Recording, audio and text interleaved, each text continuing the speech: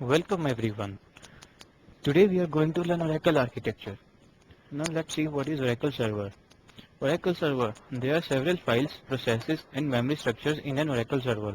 However, not all of them are used when processing a SQL statement.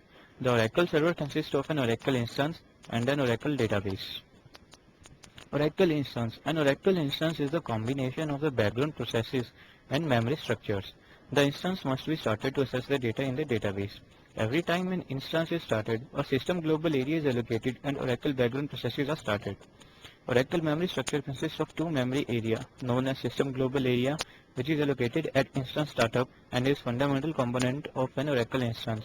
Second one is program global area, which is allocated when the server process is started. The SG is also called the shared global area. It is used to store database information that is shared by database processes. It contains data and control information for the Oracle server and is allocated in the virtual memory of the computer where Oracle resides. We will see various components of SG. First one is shared pool. The shared pool is used to store the most recently executed SQL statements and the most recently used data definitions. It consists of two key performance-related memory structures, library cache and data dictionary cache. The library cache stores information about the most recently used SQL and PL SQL statements. It enables by sharing of commonly used statements. It is managed by a least recently used algorithm.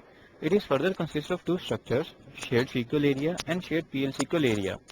The data dictionary cache is a collection of the most recently used definitions in the database. It includes information about database files, tables, indexes, columns, user privileges, and other database objects. During the parse phase, the server process looks at the data dictionary for information to resolve object names and validate access. Next one is database buffer cache. It stores copies of data blocks that have been retrieved from the data files. When a query is processed, the Oracle server process looks in the database buffer cache for any blocks it needs. If the block is not found in the database buffer cache, the server process reads the block from the data file and places a copy in the database buffer cache. It enables great performance gains when you obtain and update data in buffer cache. It is managed through a recently used algorithm. Next is RLB, that is redo log buffer cache. It is a circular buffer that contains changes made to data file blocks. This information is stored in redo entries. Redo entries contains the information necessary to recreate the data prior to change made by insert, update, delete, create, alter or drop operations. Now the Java pool. The Java pool services the parsing requirement for the Java commands. It is required if we are using and installing the Java. It is stored much the same way as PL SQL in the database tables. Oracle Streams. Streams pool. Using Oracle Streams, we can share data and events in a stream. The stream can propagate information within a database or from one database to another. So memory requirements are met by this pool. Large pool. When user connects through the shared server, the Oracle needs to allocate additional space in the shared pool for storing information about the connections between the user processes, dispatchers, and servers. The large pool leaves the burden on areas within the shared pool. The shared pool does not have to give up memory for caching SQL parse trees in favor of shared server session information, input-output, backup and recovery processes. Next one is Oracle database. It contains the data files.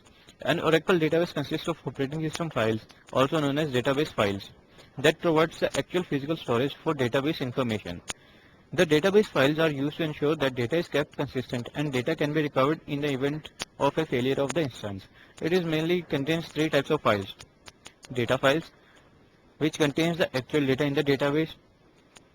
Redo logs, containing a record of changes made to the database to enable recovery of the data in case of failures. And control files, containing information necessary to maintain and verify database integrity. Apart from these, there are some other files which are necessary for database operations, like parameter file. It defines the characteristics of an Oracle instance. For example, it contains parameter that size some of the memory structure in the SGA. Password file. The password file authenticates user privilege to start up and shut down an Oracle instance. And archive redo log files.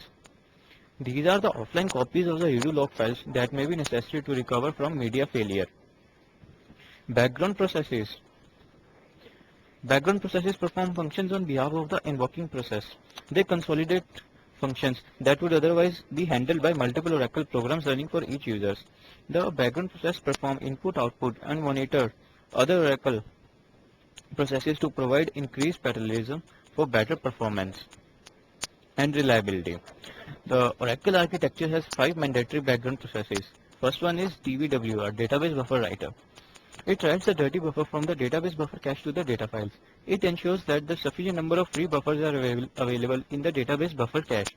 Free buffers are the memory buffers that can be overwritten when server processes needs to read in blocks from the data files. Database performance is improved because server processes make changes only in the buffer cache. Log writer, LGWR. It performs sequential writes from the redo log buffer cache to the redo log file under the following situation. When a transaction commits, when the redo log buffer cache is 1/3 full, when there is more than a megabyte of changes recorded in the redo log buffer cache, before database buffer writer writes modified block in the database buffer cache to the data files every 3 seconds. Because the redo is needed for recovery, log writer confirms the commit only after the redo is written to disk. Log writer can also call on DBWR to write to the data files. Next one is pmon. The background process pmon cleans up after failed user processes by rolling back the user's current transaction, releasing all currently held table or row logs, freeing other sources currently reserved by the users. Smon. If the Oracle instance fails, any information in the SDA has not been written to the disk is lost. For example, failure of the operating system causes an instance failure. After the loss of instance, the background process Smon automatically performs instance recovery when the database is reopened. CKPT, that is checkpoint. It is responsible for signaling database buffer writer, updating data file headers with checkpoint information, and updating control files with checkpoint information. It maintains integrity of the database. All other background processes are optional depending on the configuration of the database.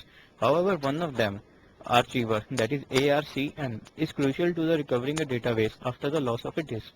The Archiver process initiates backing up or archiving of the filed log group. It automatically archives the online redo log group before the log can be reused, so that all of the changes made to the databases are preserved. This enables the DBA to recover the database to the point of failure, even if a disk drive is damaged. Now comes user process and server process.